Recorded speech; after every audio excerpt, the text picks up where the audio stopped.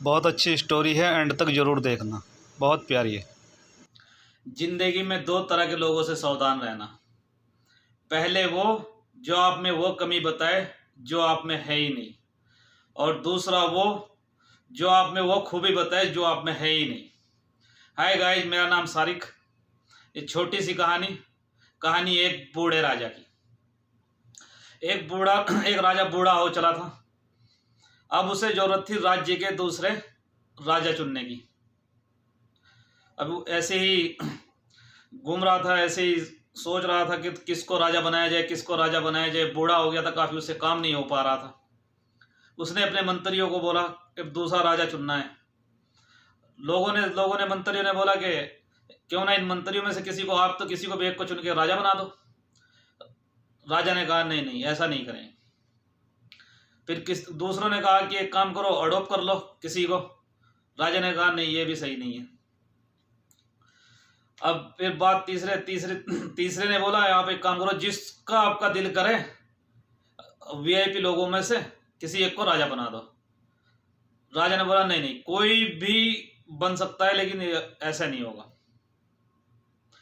राजा ने बोला एक काम करो, इंटरव्यू के लिए बुलाओ लोगों को, गांव से, शहर से, कस्बे से, कहीं से भी। पेपर छपवा दिए इंटरव्यू के लिए। राजा के लिए इंटरव्यू दिया जा रहा है एक राज्य में। जैसे लोग आते रहे जाते रहे, इंटरव्यू देते रहे, आते रहे जाते रहे, ऐसे ही चलता रहा सिलसिला। राजा को कोई पसंद नहीं आया। उसके बाद में किसी एक छोटे गांव से किसान का लड़का वो अपने पापा से बोला पापा मैं भी इंटरव्यू देने जाऊंगा। उसके पापा ने बोला नहीं, तो किधर इंटरव्यू देने जाएगा, एक इतने छोटे से घराने का लड़का किधर राजा बना देंगे। उसने जिद करी, नहीं पापा मैं इंटरव्यू देने जाऊंगा।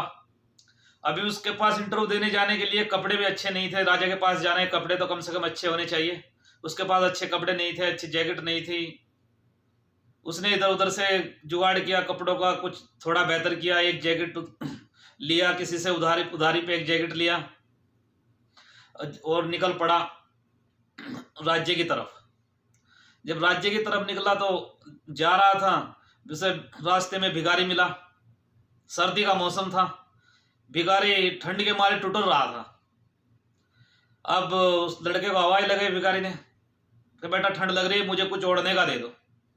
अभी उसके पास ओढ़ने का तो कुछ ऐसा था नहीं, थोड़ा खाना था जो अपना घर से लेके आया था। उसे देखा यार ये जैकेट है और ये भी मैं उधारी पे लेके आया हूँ।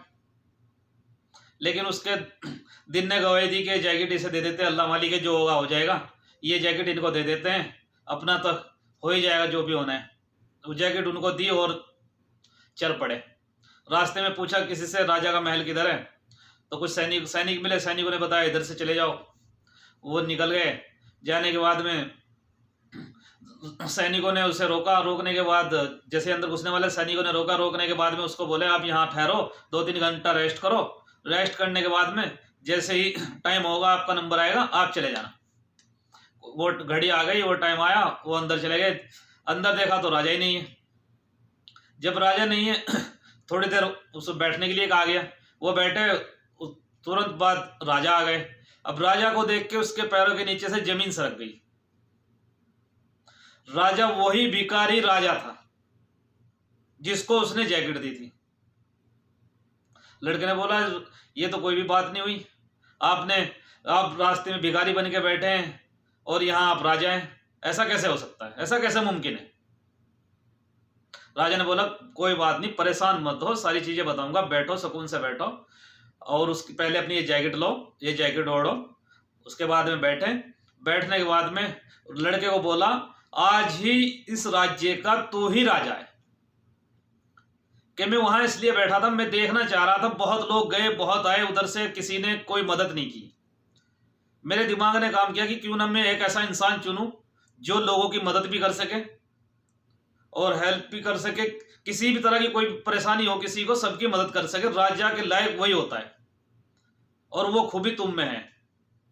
तुमने बिना सोचे बिना समझे जैकेट मुझे दे दी, जबकि मुझे पता है तेरे पास इतने अच्छे कपड़े भी नहीं है, तू बहुत गरीब घर से आया है, ऐसे ऐसे करके। राजा है वो तो जानता है सारी चीजें। तो उसके बाद में उसको बोला तू ही इधर का राजा है।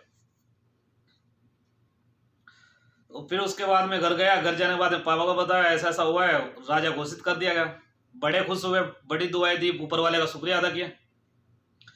वो एक जैकेट जो उसने भिखारी को दी थी, उसने उसे राजा बना दिया। कहानी बहुत छोटी है, मैसेज बहुत बड़ा है।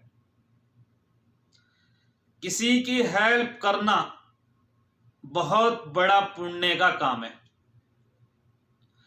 किसी की मदद करो, हेल्प किसी की भी करो, ऊपर वाला तुम्हें रिटर्न में देगा ही देगा। कैसे देगा वो तुम भी नहीं जानते, कोई भी नहीं जानते, बाकी तुम्हें मिलेगा जरूर। ये एक छोटा सा मैसेज था जो आप तक पहुंचाया। मैं फिर एक बार कहूंगा, कर दिखाओ कुछ ऐसा कि दुनिया करना चाहे आपके जैसा। कहानी अच्छी लगी है तो लाइक, कमेंट, शेयर, सब्सक्राइब कर दियो। मिलेंगे दूसरी कहानी के बाद, तब तक के लिए अल्लाह हाफिज, लव यू ऑल। अगर स्टोरी अच्छी लगी है तो लाइक, कमेंट, शेयर, सब्सक्राइब कर देना।